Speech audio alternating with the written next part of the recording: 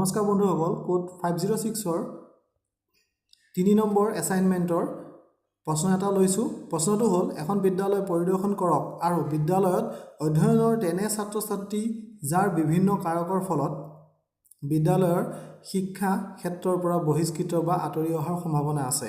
তেনে ছাত্ৰ-ছাত্ৰীৰ তথ্য সম্বলিত এখন বিস্তৃত বিৱৰণী প্ৰস্তুত কৰক।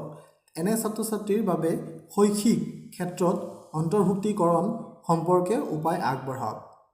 তেতিয়াহ'লে চাওঁ আহক আমাৰ উত্তৰটো।